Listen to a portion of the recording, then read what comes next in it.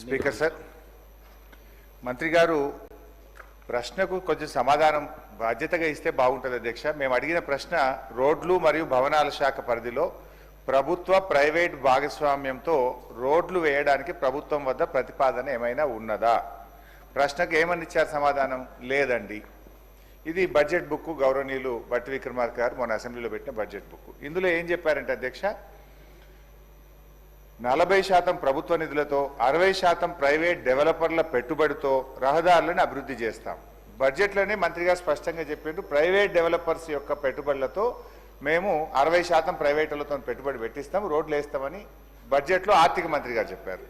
అసెంబ్లీలో ప్రశ్న అడిగితే గౌరవ R&B మంత్రి గారు ఏమంటున్నారంటే ప్రశ్నకు ఆన్సర్ లేదండి అని చెప్పారు. లెట్ మీ క్వశ్చన్, అన్ని క్వశ్చన్లు కలిపి ఆన్సర్ చేయమనండి సార్. అరే ఇంత ఒప్పుకోలేకపోతే ఎట్లా సార్? మనుషులకు కొద్దిగా కూర్చోమనండి. Let me ask the questions. అంత ఒప్పుకోలేకపోతే ఎట్లా? సో అంటే సమాధానం కొంచెం బాధ్యతగా ఇవ్వాలి. లేదండి, ఉత్పన్నం కాదండి అనడం సరి అయింది కాదు. ప్రభుత్వం చాలా బాధ్యతగా సభ్యులు అడిగిన ప్రశ్నలకు సవివరమైన సమాధానం ఇచ్చే ప్రయత్నం చేయాలి తప్ప లేదండి అనడం బాధ్యతారహిత్యము. ఒకటి. రెండు అధ్యక్ష, ఈ హ్యామ్ మోడల్లో 40-60 ప్రభుత్వం 40, ప్రైవేటు 60% అని చెప్పారు బడ్జెట్లో. అయితే అధ్యక్ష నిన్న మంత్రి గారేమో ఇక్కడ మాట్లాడుతూ 60 గవర్నమెంట్ అన్నారు. బట్టి గారి బడ్జెట్ బుక్లోనేమో 60 ప్రైవేట్ అని ఉన్నది. బడ్జెట్ బుక్లో 60 ప్రైవేట్ అని ఉన్నది.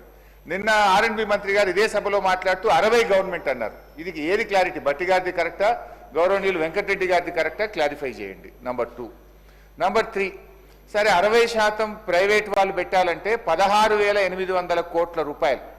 ఈ 16,800 కోట్ల రూపాయలు మరి ప్రైవేటు కాంట్రాక్టర్లు పెట్టుబడి పెడితే ఇది ఎన్ని సంవత్సరాల్లో చెల్లిస్తారు, ఎంత వడ్డీతో చెల్లిస్తారు? ఈ ఆర్థిక భారాన్ని రాష్ట్ర ప్రభుత్వం మీద 10 ఏళ్లు పడితే ఇది FRBM పరిధిలోకి వస్తుందా?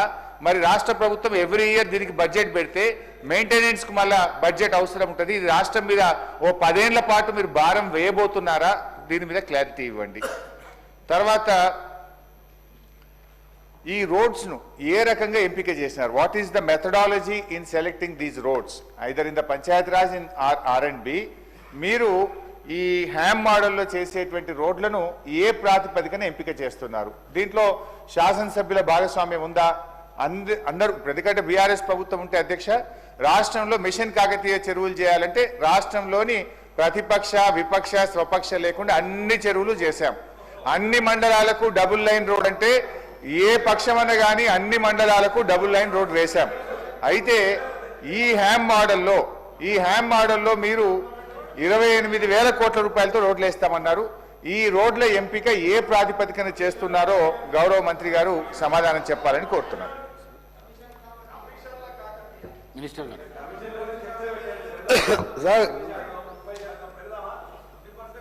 సార్, మన గౌరవనీయులు సీనియర్ శాసనసభ్యులు హరీష్ రావు గారు, మీరు మీ ప్రశ్నలో ఒకసారి మీ ప్రశ్న మళ్ళొకసారి చదువుకోండి. రోడ్లు మరియు భవనాల శాఖ పరిధిలో ప్రభుత్వ ప్రైవేట్ భాగస్వామ్య విధానంలో నమూనాలో మీరు వేసింది మీకు చదువుతున్నారు. విధానంలో రోడ్లు వేయడానికి ప్రభుత్వం వద్ద ఏదైనా ప్రతిపాదన ఉందా అని వారు వేసిన ప్రశ్న ఇది. ఆయన సమాధానం బాగాలేదు మంత్రి గారిది, మొత్తం నేను అడిగింది వేరను.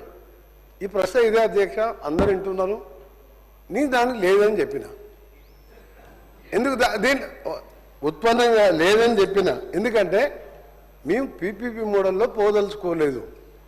మేము హ్యామ్ రోడ్లో హైబ్రిడ్ యాన్యుటీ మోడల్లో పోవాలని నిర్ణయించుకున్నాం.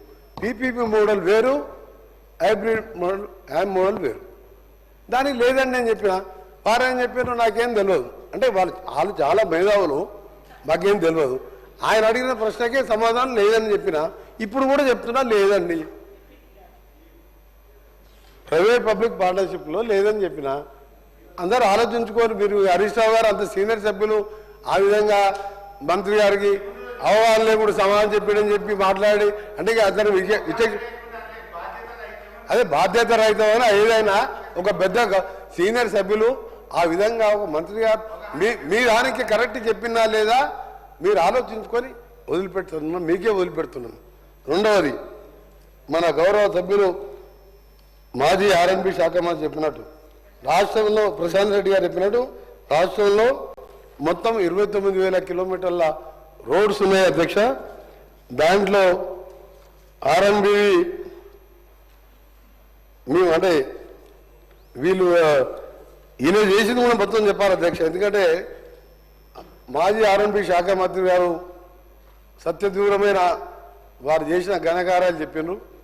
దానికి ఒకటి 2 నిమిషాల్లో చెప్తా. ఎందుకంటే అది చేసిన రోడ్లు అయితే కనబడతాయి, అక్కడ వెళ్తే ప్రజలు నడితేనే చెప్తారు.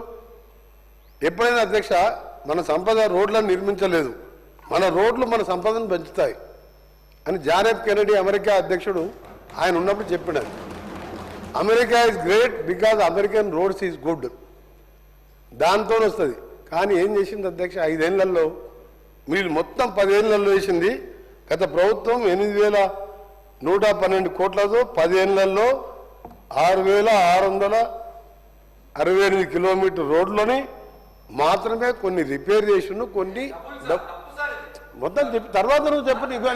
మీ రికార్డే అంటే గవర్నమెంట్ రికార్డులకే చెప్తున్నా అధ్యక్ష. తర్వాత క్లారిఫై అడగని మళ్ళీ చెప్తా, క్లారిఫై అడగని చెప్పండి మళ్ళీ చెప్తాను. ఇది ఏ మండలంకి వెళ్ళి ఏ మండలం హెడ్ క్వార్టర్, ఏ ఊరికి వెళ్ళి ఏ మండలం, ఏ మండలంకి వెళ్ళి ఏ డిస్ట్రిక్ట్ గా మండలం అన్ని పేర్లతో సహా అధ్యక్ష ఈ 6,600 కిలోమీటర్లు ఒక 15 నిమిషాలు టైం ఇవ్వండి. అన్ని మండలాల పేర్లు, డిస్ట్రిక్ట్ హెడ్ క్వార్టర్ పేర్లు కూడా చెప్తా, తొందరపడకండి. అన్నీ తీసుకొని వచ్చిన నేను, ఎందుకంటే మీరు ఇట్లా బకాయిస్తారని తెలుసు, మీరు బుకాయిస్తారని.